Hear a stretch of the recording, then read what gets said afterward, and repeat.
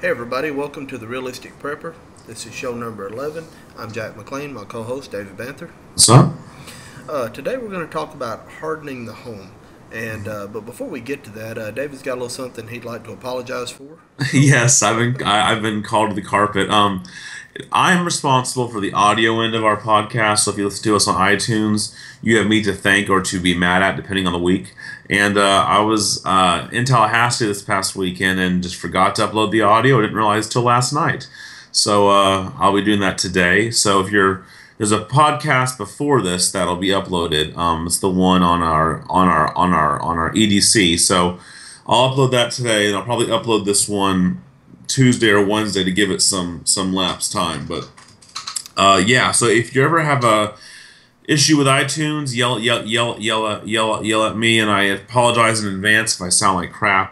It's raining pollen here in Tampa Bay, so I'm dealing with those issues. if you ever have an issue with the video or the audio in the video, Yes. that's my end of it. So you can yell at me.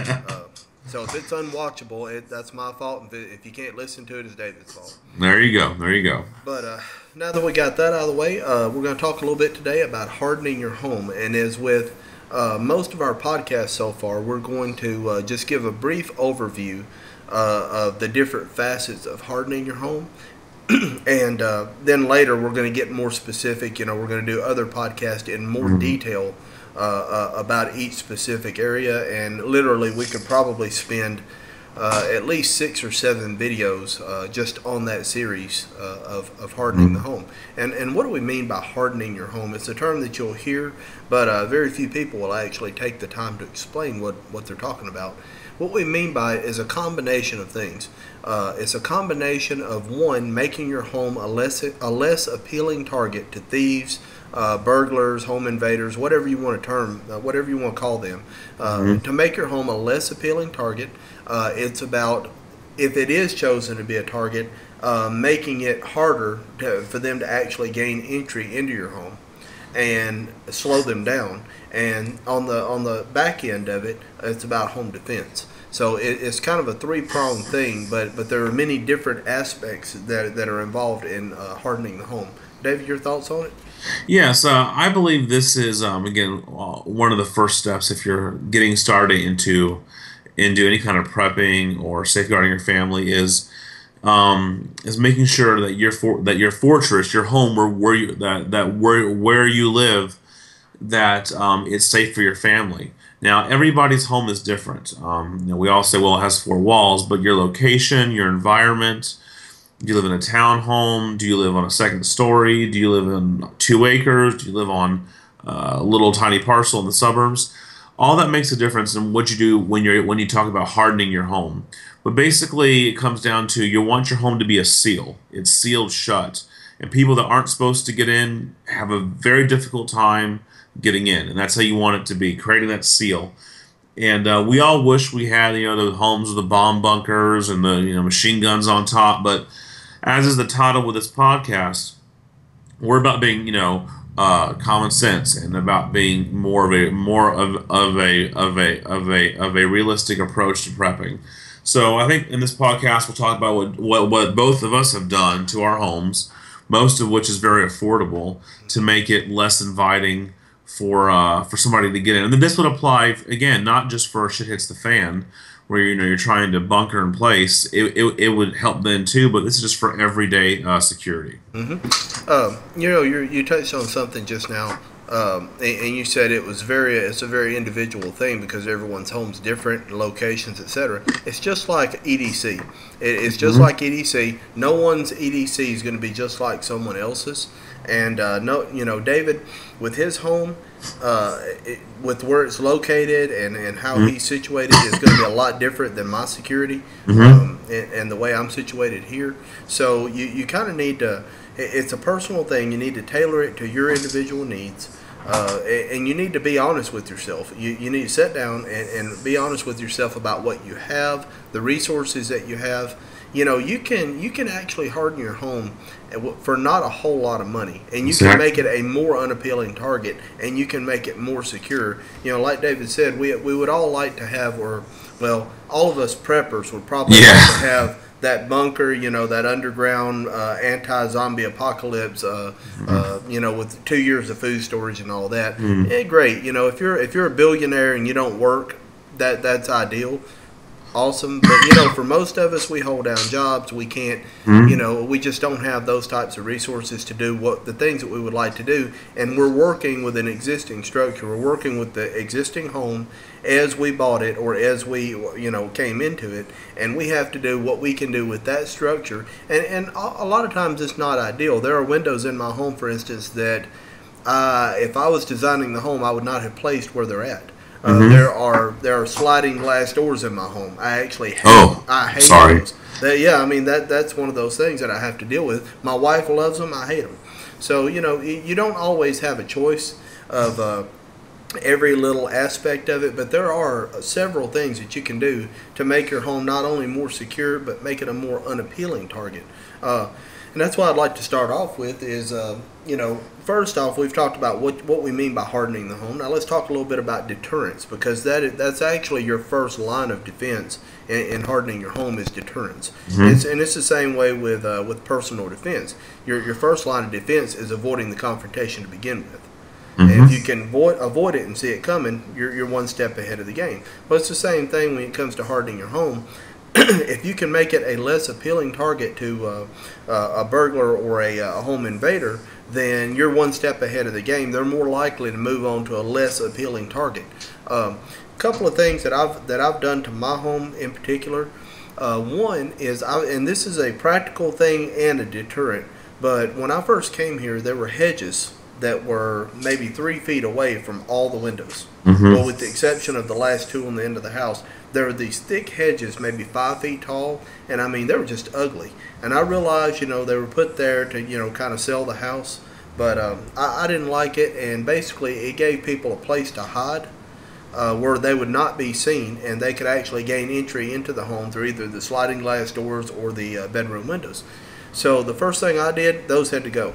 So Mm-hmm. pulled them up. There's flowers there, but it's not. There's no hedges. There's no bushes. No thick trees where anyone could actually hide there. Mm-hmm. Another thing, I increased the lighting outside. That's another thing that you can do is increase your lighting. Now I'm not saying you have to have it lit up like a Christmas tree, Mm-hmm. but my house is lit up like a Christmas tree. I mean, I have it. There you go. There you go. You want all the doors lit up. You want all the window, where the main windows are. If you can Mm-hmm. have a light out front, if you can have these, what do they call them, sidewalk lights or whatever, Mm-hmm. Yeah. that's even better. But what you want to try to avoid is that dark area of the house where Mm-hmm. there's like absolutely no light. It's pitch black, and my house used to be that way. So that's kind of what you want to avoid. You want to make it less appealing, and the more well lit your home is, and the less obstructions there are for someone to hide, the better off you're going to be, I think. Exactly. And so it's just so you know, I live in a townhome. It's ground level and it backs up to kind of a waterfront. So my wife and I enjoy townhome living, which probably strikes many preppers as just strange, but we do. It's Florida. But it actually provides me with some very good options. My home is solid concrete top to bottom, both stories because of the Florida code. And so basically, because you can get in my back door if you come in by a boat or if you're a neighbor and you're going to hop the patios. But the average person walking on the street, you can get in there's no ground level windows to my condo. You can come in the garage or the front door. So for me, in a more suburbia environment, first off, I have a sign stating I have a security system, and I even have a sign. It'll be in the show notes below. This is a little bit extreme, but people seem to like it down here. It's shaped like an alarm sign, but it's a silhouette like at a gun range with holes in it, and it says nothing inside is worth dying for. And to me, that is your only warning that you will be shot. Now, certain places of the country, I would not recommend you put that in your yard. Where I live is acceptable, but Well, we live in the South, and there are a yeah, lot of yeah. things, right? It's assumed. Right. So naturally, I have the alarm signs up, and also on the outside, lighting. Jack is key. Now, thankfully, I don't have much area to light. Now, I do have a second property I don't live at. It's a property that I have rented out, and it's a townhome too, but it's an end unit, so it has three corners exposed.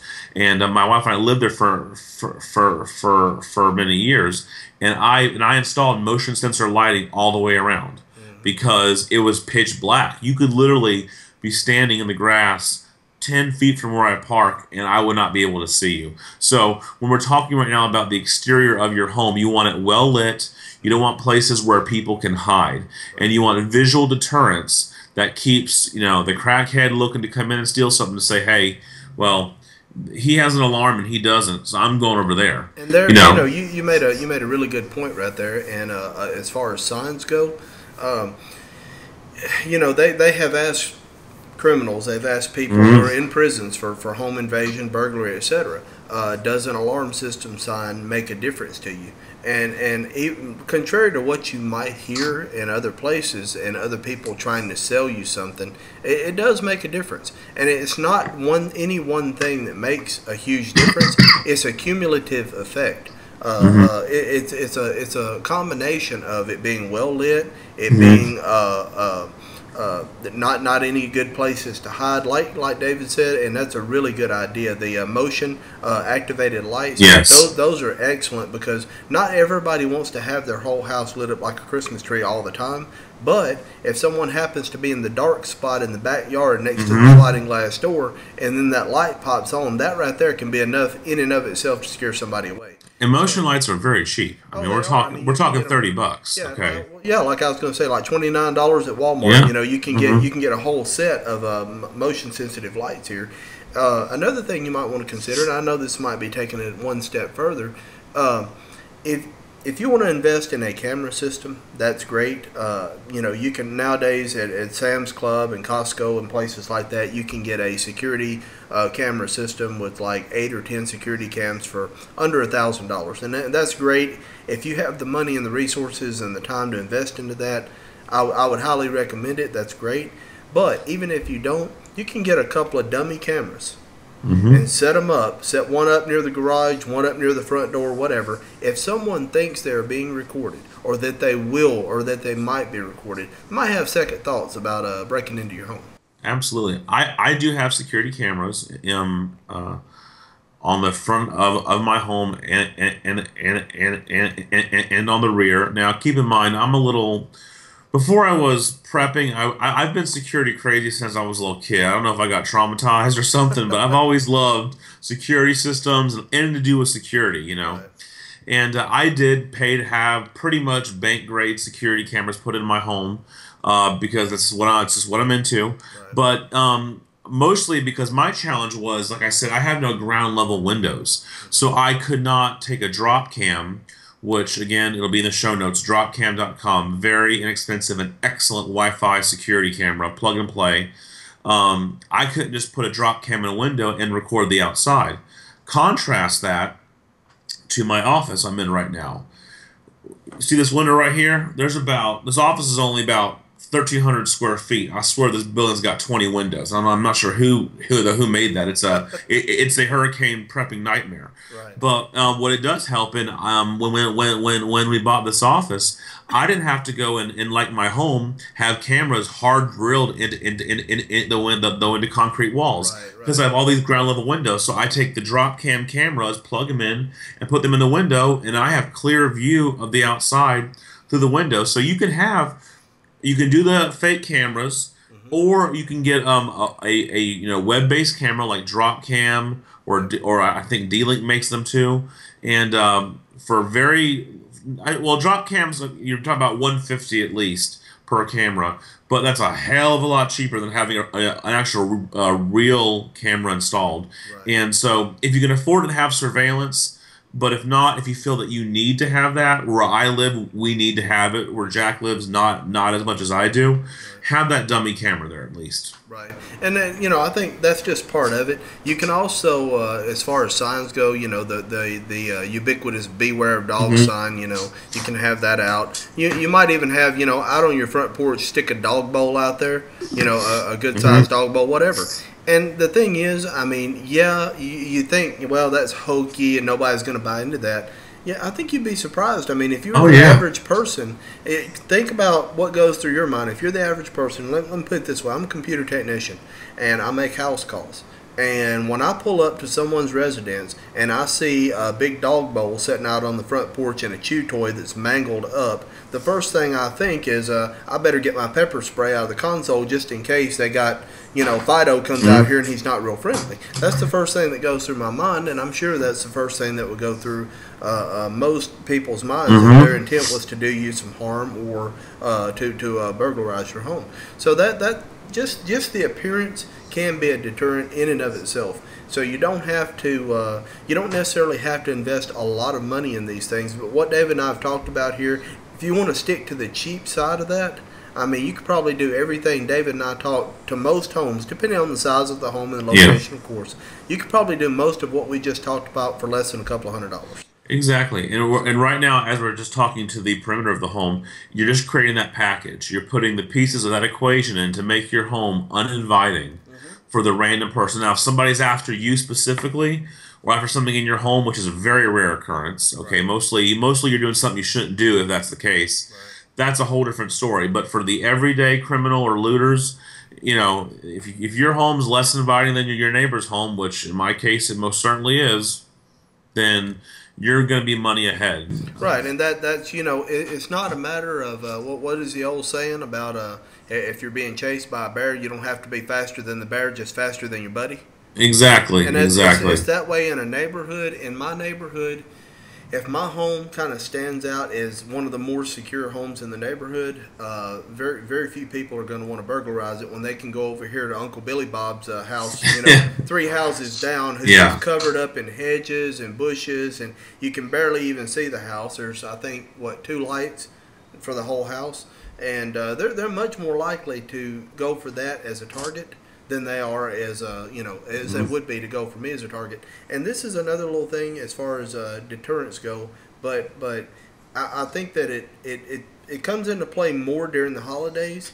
But something to keep in mind, guys, if you buy a really nice, say an LG 4K television, or a really nice monitor, or you buy a 27-inch iMac or whatever, don't take the box and set it out here by the road for pickup. Don't do that. Dispose of it in your home, or tear it up into pieces and put it in a garbage bag and set it out by the road. Because when you put these big Samsung boxes and LG and Mac and all this, you put these big nice, that people know you've been buying nice stuff, and you're basically saying, look, I got a bunch of nice goodies in my home, please come rob me.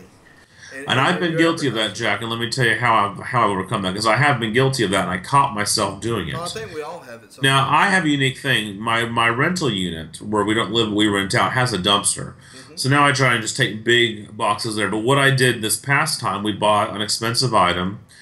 It was really even too. I don't want to leave it in the garage even. My truck, the bed truck, is covered. I just threw it in the back of my truck till it was trash day. Trash day that morning, pulled the box out, put it out there. So it wasn't sitting out overnight or sitting in my garage when the garage door is open Right. to do that. Why don't you lead us into kind of garage doors and locks and all that kind of stuff? Well, that comes. It kind of comes full circle. I mean, when you're talking about hardening your home, I mean that is the next layer, and you're going to hear David and I talk about layers a lot when it comes to prepping, when it comes to food storage, when it comes to weapons. You're going to hear us talk about layering.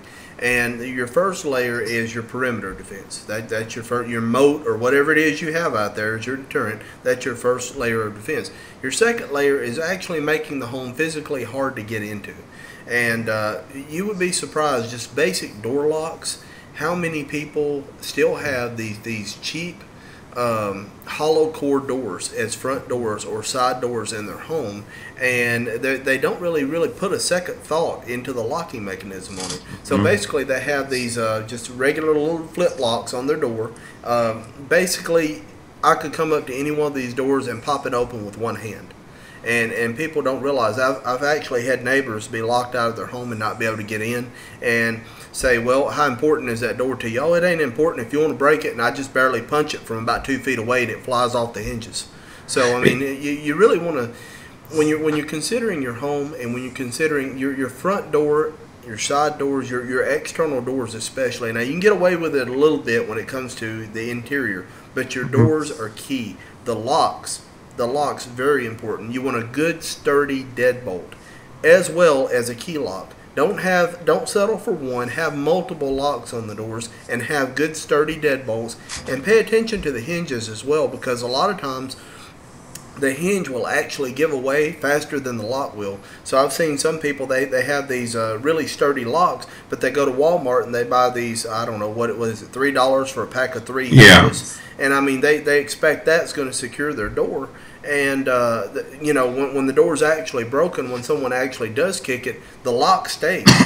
The lock stays just fine, but the hinges fly off. Therefore, there's nothing holding the door in place anymore.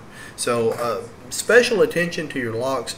I would recommend against when you go to your hardware store and you're looking for locks, I would recommend, there's a certain price range. Stay away from the cheap stuff. Stay away from the discount stuff. Look for the hardened steel.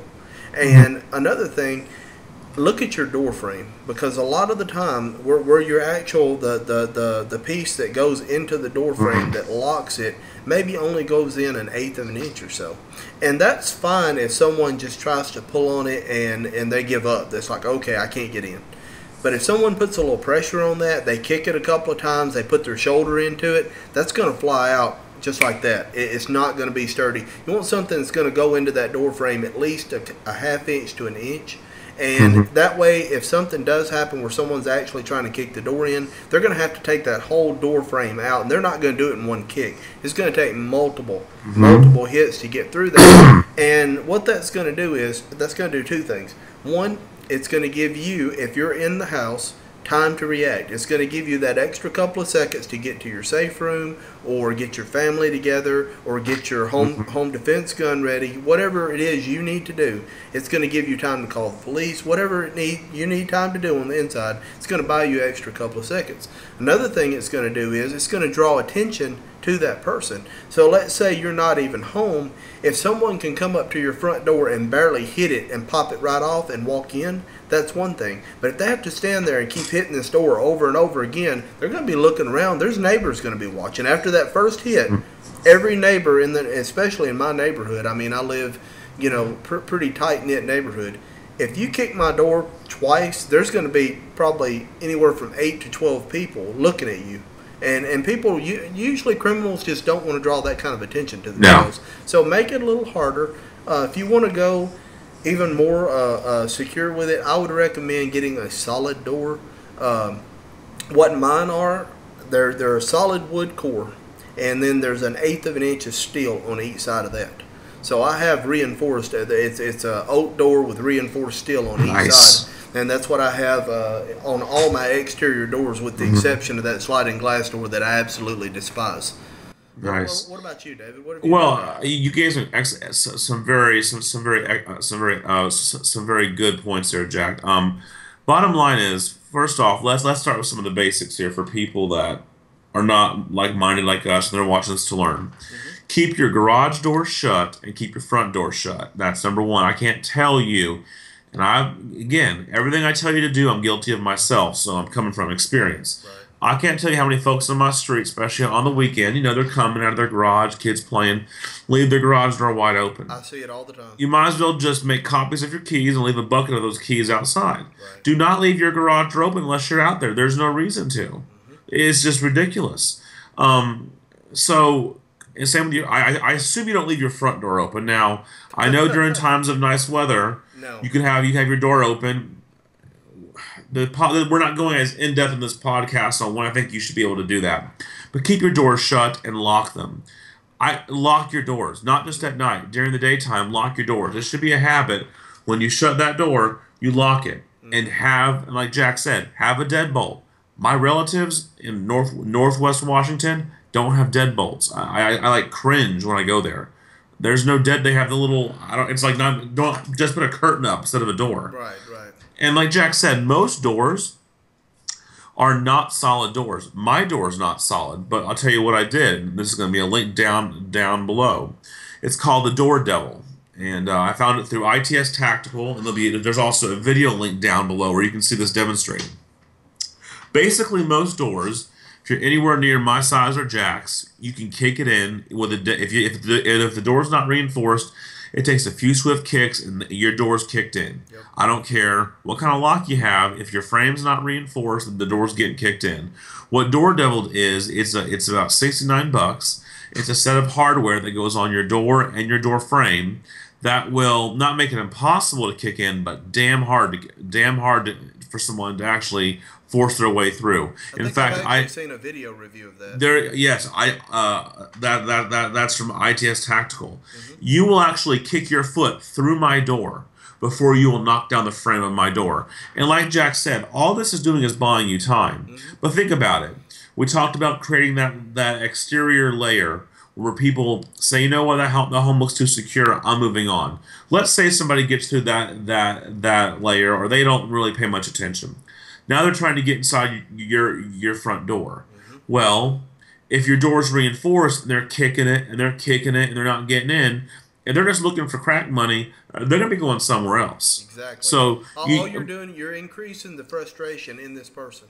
Yeah, so you want to have your door reinforced, and again, I live in a townhome where all of our front doors have to look exactly the same. Right. So I can't just go put a vault door, otherwise I would. Right. You can get ones that look very decorative and nice. So what I did to compromise is I put this Door Devil on there, and you'd be hard pressed to get in. Now, also one thing I would mention too, I did for pretty cheap is and also a lot of reason why I have all this security. I have a wife and 2 daughters, and for various work reasons, there's times that I'm not home, often, and I want my wife and my daughters to feel safe in their home. Well, your security is worthless once you open your door. Once you open your door to somebody, a salesman, a religious person trying to witness or whatever, you have just broken that seal of your home. So what I did for my wife, because we do get a lot of people coming and going, we had the standard doorbell. Well, I wanted to do to have like an intercom. Well, I'm like, well, it's going to cost a lot of money. Actually, not. About $150 or less on Amazon.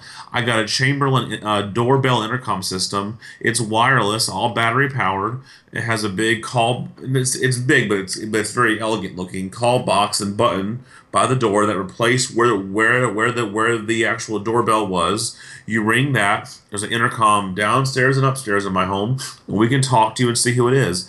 That way, my wife can see on the cameras and talk to the person outside the front door without ever breaking the seal of your home. So that's the bottom line. You can have all the security in the world, but once you break that seal, right, it's worthless. That's a great idea. I actually didn't think about the intercom system, but that is combined with the cameras. That's a fantastic idea. Now, if you want to do the poor man's version of that, get a peephole in your door. Yes, yeah. I would assume most stores do, but I guess I should not have assumed. Yes, get a peephole. Not always. The door to my home when I first moved here, it was horrible. There was the top of it was glass, and you could basically break the glass and just reach in and unlock the door. I mean, it was terrible. And now there's basically a little box at the top of it, and you can look out, but this box is about this big, and there's no way you're getting your hand through there and getting your arm down there to unlock the door. So you can see out just fine. It's it's not exactly a one-way mirror, but it's so reflective on the outside you can't see in the house either, if that makes sense.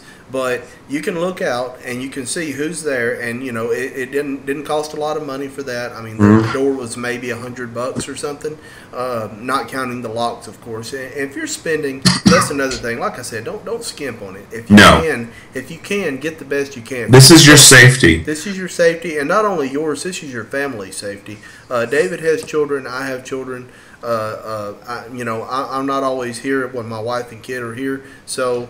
Keep that in mind. It's not just, most of the time, it's not just your safety you're thinking about. You know what I mean? Especially if you're kind of in charge of the family. Do your family a favor and don't skimp on the stuff. Okay, so but invest some money in it. You wouldn't skimp. On other aspects, so don't skimp on that. But that's kind of the poor man's aspect of it, the peephole. But if you can do what David says with the intercom and with the cameras, that would be almost ideal. And like he said, he's in a situation where he can't put a solid core door in. He can't. There are certain restrictions because of where he lives. You'll need to check. I mean, around here in the South, and I live in the suburbs, it's pretty lenient about what you can have. They kind of draw the line at the motion sensitive minigun mounted on the roof. Yeah, the HOA wouldn't like that. But other than that, you're all right. But Jack, one thing I think we forgot to mention with doors, and I see this all the time. My parents' house has it, and it drives me crazy. Most deadbolt locks, you just turn the latch. Right. Well, if you have a panel of glass next to your door, like a lot of modern homes do, that's useless. You can break the glass and turn the knob. Replace that. That's what my front door had when I moved here. Replace that where you have to have a key on both sides. Yep. Now you may be saying, David, fire hazard. I understand that. Two things you can do. You designate with your family, making a plan, which we will talk about here in a second, where there's a key near the door. Or, I forget if it's Kwikset or Schlage. They actually make one now where it has the knob you turn, but at night you can take it off. It's like a big key. Kwikset has that. So if you can smash your glass and turn the knob, don't bother locking your door. It's not worth it. Right. But so that's I forgot to mention that. But don't have it where they can just unlock your door by breaking the glass. Right. Exactly. Now the thing is we've talked a little bit and we've kind of touched on this. Let's talk a little bit about alarm systems. Now, if you have children, and I found this out the hard way because I had 3 at home at one point. The alarm system is next to useless most of the time. Most of the time, because we had kids coming in and out at all hours.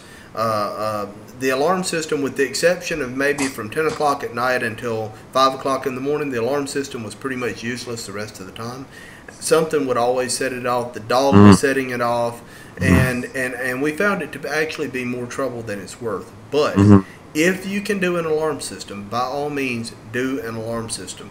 And even if you can't, if you're in a predicament like I am, where it's not really practical to have one, take a sign that an ADT sign, or this property is protected by whatever scary sounding alarm company name. Take a couple of those signs, put one in your front yard, one in your backyard. Even if you don't have an alarm system, they don't know that. The criminal does not know if you have an alarm system or not. And I know everybody's watched the movies where the criminal comes up to the house and he goes to the phone jack and he cuts the wires and all. Let me tell you, people, your average crackhead, like David said, your average crackhead doesn't think that far into it. Okay, no. You're talking about professional thieves. Professional thieves don't want anything to do with your house. Trust me. Yeah. Even David, they don't want anything to do with your house. Exactly. Okay? We're not targets for people like that. So that sign will actually deter a lot of people. They see that sign, everything's well lit. It's like, you know what? They may not have an alarm system, but what if they do? And that's one more thing that's going to draw attention to me. I don't need that. And then, like you said, with the doors, if they have to only kick that door one time and get in and grab and go, that's one thing. But if they're standing out there in a well-lit area, kicking this door repeatedly, making all kinds of noise, and they're thinking, there's an alarm system going to go off at any point, I mean, that right there is a pretty big deterrent in itself. And if you actually can't afford an alarm system, that right there could be enough to scare off an attacker or someone maybe not necessarily intent on just smashing and grabbing, but someone who maybe have more malicious intent in mind. Say the wife is home or whatever, or the kids are home and they may have more malicious acts in mind. That might actually scare them off. Yes, I am a fan of alarm systems, but Jack brought up some very good points, and I think it suburbia, people that don't prep, people that don't plan, their home came with the alarm system when it was built, they turn it on sometimes, they might have mistrust faith in that. That alarm system is not meant to save you. That alarm system is meant for notification of the police and or you if you're not home. I do have an alarm system. You're not going to get past it unless you're Houdini. I won't get into specifics and why. I'm just that kind of person. But if you have an alarm system, A, know your alarm system. B, if you're going to put one in, I don't like motion sensors. For several of my family's homes, I've actually worked with the alarm company to kind of customize it. I put glass break sensors in. I have never seen a glass break sensor. Wait, I've seen the glass break sensor once have a false alarm, and it was an old sensor. Okay. But if you have motion sensors and you have dogs and animals, Motion sensors are a pain in the ass. I'll just they'll put it say they're bluntly. pet immune people, but I can't. When my first daughter was being born and my parents were at the hospital, we had the alarm company calling left and right because we had both the animals over at my parents' house and it was setting off every alarm in Yep. the house. Yep. Just don't have that. So don't have faith. Your alarm system is for notification, not for protection. The notification is good, but no, that's its sole purpose. You are Exactly. supposed to protect your family, not your alarm panel. Second, Yep. know your alarm system. Third, if you have it, use it. And we use it, but it's not, oh, I have an alarm system, so I'm good. My home's hard. And no, I know places get robbed all the time that have alarm systems. Okay, if Right. they see something in the window they can grab, they know that they know the cops won't be there for 5 minutes at Right. best. So, yeah, don't think that that's your plan because I know many homes come with them now. People don't know the systems, and no, that is one small facet of it where it notifies the police while you handle business. That's my theory. I will say that if you're in a predicament where like I am right now, where I can't really have a dedicated alarm system, or it would be impractical for me to have a dedicated alarm system. What you can get is basically they make little single point alarm systems Yep. where you can connect it to one point in your house. Say there's a let me give you a real good for instance. My sliding glass door, and I don't want to go into too much detail about my home security for the same reason David don't want to go into any real detail about his. But let me just say this: the sliding glass door is a known weak point. Okay, Mm-hmm. there is an alarm connected to that. I won't go into any details about what it is, but I will say if that door is open or broken, there's going to be an alarm go off. And that's like Also, what? What's that like? $10, Jack? yeah, about $12, $13 at Walmart. Yeah, yeah. Uh, You can get in college. That's what I did for my place in college and in Michigan. it's a single Yeah, point, bought a whole pack.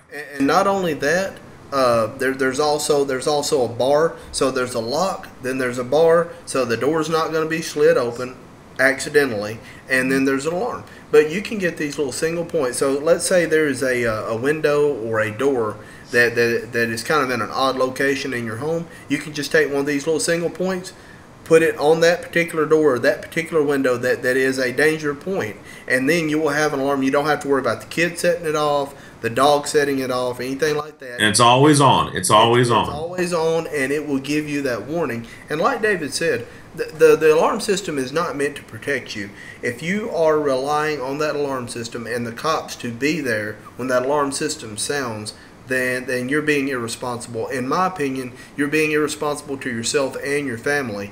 It is ultimately your responsibility to take care of you and yours. Period. End of story. Now, does that mean that you don't call the cops? Well, no, of course you call the cops. But you are the first line of defense. The cops are going to be there to pick up the mess. That's just how it is, and that's just how it works, okay? We've all seen these movies where, the good guy calls the cops, and they're right there within 5 minutes, and the bad guy is still there. But in reality, that's not how it happens. Most of the times when the cops get there, whatever is going to transpire has transpired 5 to 10 minutes ago. So keep that in mind, guys. And I think that's going to lead us into our home defense, which is going to be our last line. And let me start that off by saying with your home defense, your firearms and your tactical lights and all your tactical stuff, that is way on down the line. That is, that's at the bottom of the list of what you need to be prioritizing about. I think, in my mind, number one priority is have a safe room. And what I mean by a safe room is if there is a home invasion, if there is a burglary, you have one room that's dedicated as a safe room, and in my case, it's a master bedroom, and that's where the kids go. They know if the alarm's going off, that's where you go. They know if the door breaks, that's where you go. You go to Jack's bedroom right there, and you're going to be safe. Yeah. And there's cover there, there's concealment there, and there's also me there with 2 guns. So, Yes. you have to have, in my opinion, you have to designate a safe room, and you need to practice this, and you need to work with this. And I know it's not a fun thing to do for the kids. the wife is going to hate you for it. I understand that, but it's something that needs to be done as often as you would do a fire drill. So you definitely need to have provisions for that. And speaking of that, you may also want to incorporate that with your fire escape plan. But I think having a plan and having a designated room is far more important than the little details once we get there. Exactly, and we will do a whole other episode on fire, but but it does have some crossover here. Yes, you must have a plan. If all your layers are penetrated, which let's face it, it's possible. It is possible. What is your plan of attack? In my home yields certain advantages to that, and we do have a safe room in my home now. Ideally, a safe room is reinforced, but it doesn't have to be. It's a room, like Jack said, where your family knows to go, so the plan that you have can start to take place. Whether that's defending yourself with a gun or hiding in place, though if a gun's not your thing, whatever it is, going to the safe room allows that plan to start. I would also encourage, when you're thinking of inside, to have that system, a daily system set up at a certain time where you go over certain security features. I have a system when I go to bed at night. All doors are locked. My truck outside is locked. Alarm is on. Outside lights are on. Inside lights are off. Before I go upstairs to bed, I make a whole system where Do you do the walkthrough like I do? yeah, I do the walkthrough all downstairs. All the ground level doors are locked. My windows are always locked. Right. So, and then I know the seal is there. Again, that seal, it's on, it's armed. I'm going to bed. One thing too with windows, we forgot to mention, Jack. Windows can be a big vulnerable point because almost no matter what you have, you could smash it and unlock a window. There's very few windows that aren't like that. You can just go get these little screw tabs, get them from the hardware store. They screw into the frame of the window and they prevent the window from being lifted up. Again, now you can smash and unscrew, but that's pretty difficult. You put some of those on all your windows, and somebody's going to be hard pressed to get inside one of your windows. I would encourage you though. Back in the day when I was young and foolish, I did the kind that you even had to have an Allen wrench to screw. I don't feel that's safe for a fire. So make sure they're the ones that you can quickly unscrew and get out the window should need be. But we just forgot to mention the window locks there. But basically, have that system inside your home where you're doing a routine every day to make sure that seal is locked and secure before you go to bed. And like Jack said, have that plan. Should somebody penetrate all those layers, penetrate that seal, what you're going to do, a place you go, and a plan that starts. Right, and I would go one step further, and we'll take it to the next level. Let's say all else fails, your seal has failed. Someone or multiple attackers have made their way into your home. Worst case scenario here, and you have herded everybody to your safe room. Well, now what? Well, now what you need to do, and I tell you this from experience, what you need to do is stay put. The last thing you need to do is, like they do in the movies, and do a house clearing. And here's why I say that. Yeah, no. I have done house clearings before, okay? I've been in law enforcement, and I have done some house clearings. And even with a team of really well-armed, really well-trained guys, a house clearing is the most dangerous thing you can possibly do because you have no idea where this person's going to be, how many of them there's going to be, what kind of weaponry they're going to have. The lighting's always going to be bad. The adrenaline's going to be flowing. It's just not something you really want to partake in. And if you're talking about doing it alone and there being a possibility of multiple assailants, it's almost suicidal to do a house clearing. Don't do a house clearing, okay? Save that for the cops to do once they get there. Make your way to your safe room. Your safe room should have a few things in it. One, your family. They should have instructions. You get over here, you get down, you get behind this. If you have something for cover or concealment, you get behind this, whatever it is. I'm going to take care of this. You're here. You need to have a light, a good light, and you need to have a backup to that light, okay? And I'm not talking about the light on your cell phone. That's great, but you need to have a Yes. dedicated Please. flashlight. You need to have a cell phone that is charged. My cell phone charger is right beside my bed. You need to have a cell phone that is charged. You need to have a good firearm or two. And the reason why I say two is because if the kid makes it to my safe room, what we have here, we have me, my wife, and my kid. I have a gun for my wife and a gun for me.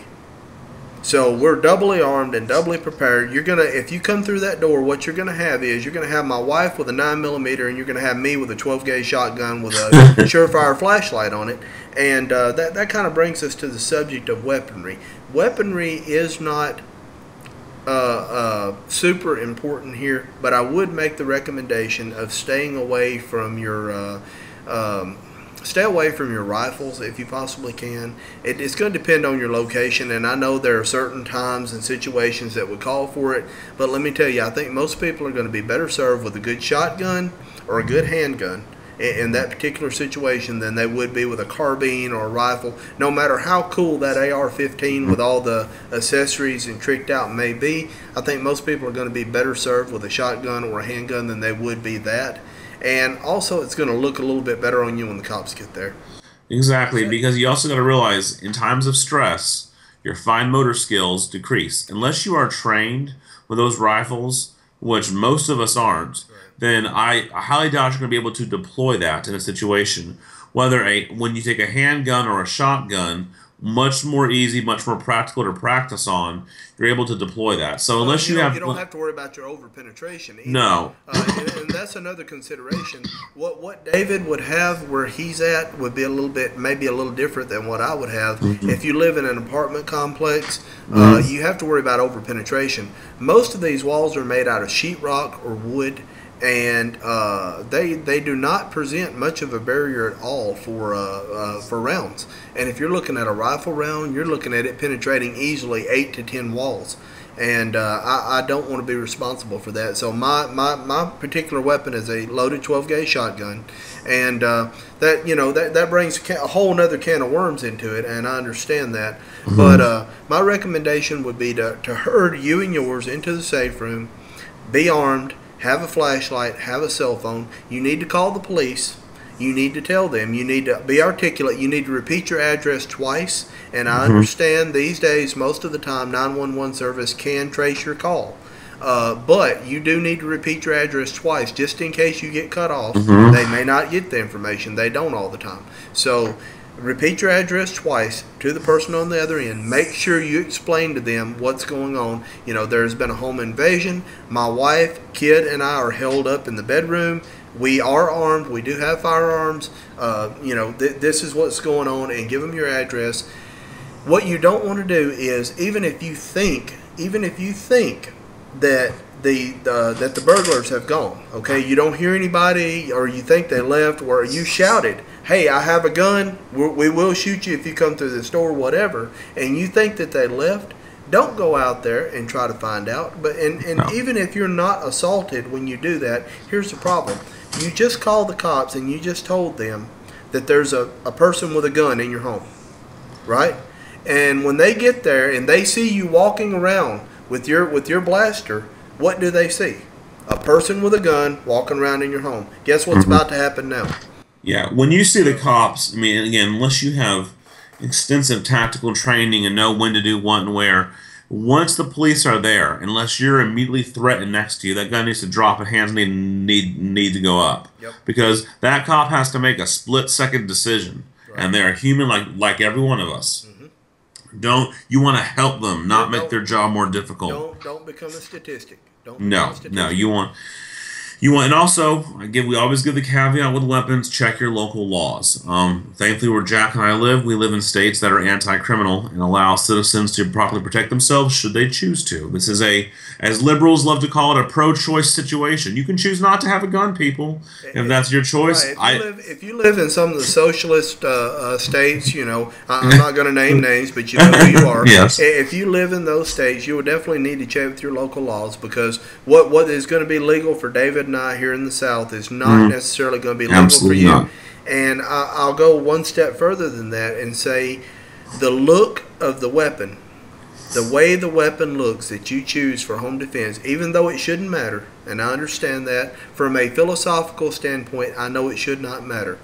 And here in the South, it's going to matter a lot less. If someone breaks in and I have to use my Wilson custom 12 gauge with a folding stock and a flashlight on the fore end and all this, that's probably not even going to come into question. If you use that same blaster in California, you're probably going to end up facing charges simply because it looks aggressive, it looks mean, and that's a thing there.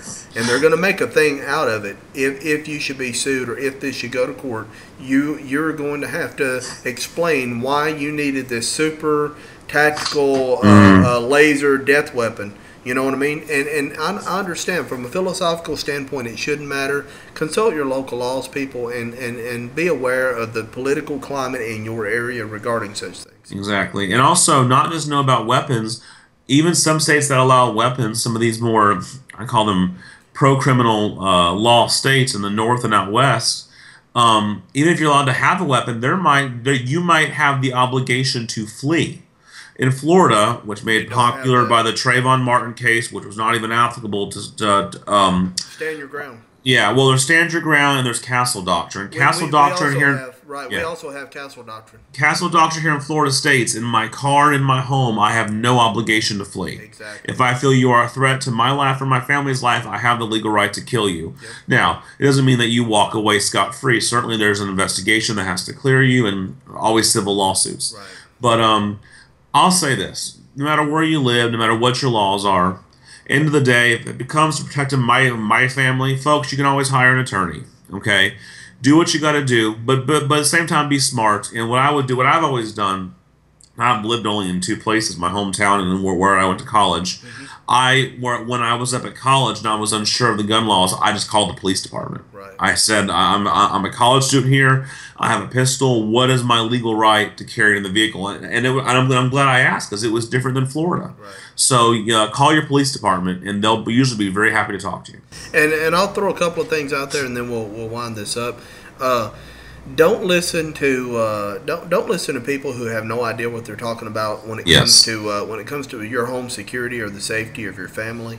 I can't tell you how many times I have heard, and whoever has been told this was always told by an uncle or someone who it was in their family who's a police officer, right? But I've heard this time and again.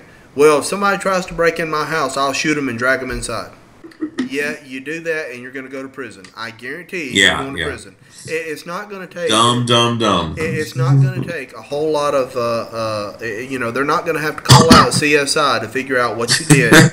And you're going to go to jail. You are not going to be justified in shooting at someone outside of your home.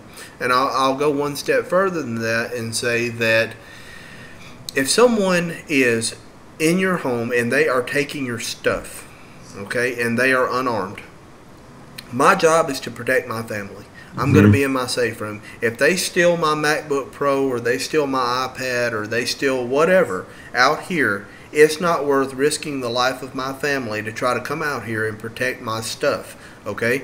And it's going to be questionable if you come out and you shoot someone in your home, even though they are in your home, and you have the legal right to do what you have to do to defend your family. If they are not armed in any way, it's still going to be questionable because when it goes to court, they're going to say, so you shot this guy to protect your stuff. He had an iPad in his hand, and you shot him for a $400 iPad. Really?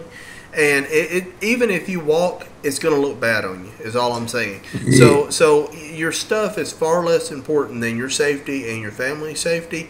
It's a different situation if you come down there and this guy's got a screwdriver.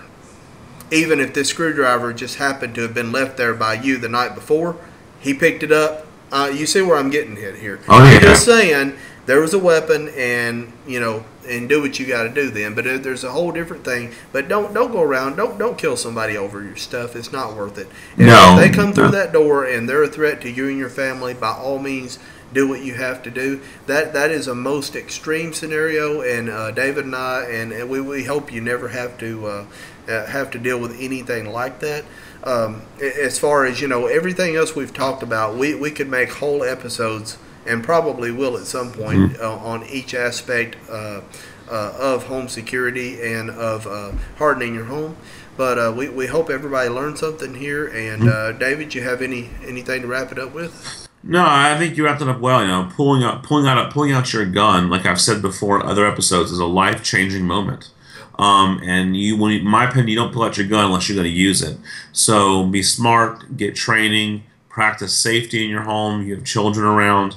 It's not being Rambo. Have a plan. Have a Yeah, plan. yeah. It's not about being Rambo. I got a lot of guns and I stockpile them and this and that. No, no, no. Right. Have a weapon you feel comfortable with to defend your family. Train on that weapon and practice safety and know your local laws. Exactly. Yeah. As always, guys, if you have any questions for us, please feel free to comment in the comment section below the video on YouTube. If you listen to us on iTunes, you can get in touch with us. Just email therealisticprepper@gmail.com. We're on Facebook at facebook.com/therealisticprepper. If you have any comments, suggestions for future shows are great. We've started getting some emails lately. I really appreciate those. And keep the comments coming. Keep the emails coming, guys. And as always, thanks for watching. And we'll talk to you later. Bye.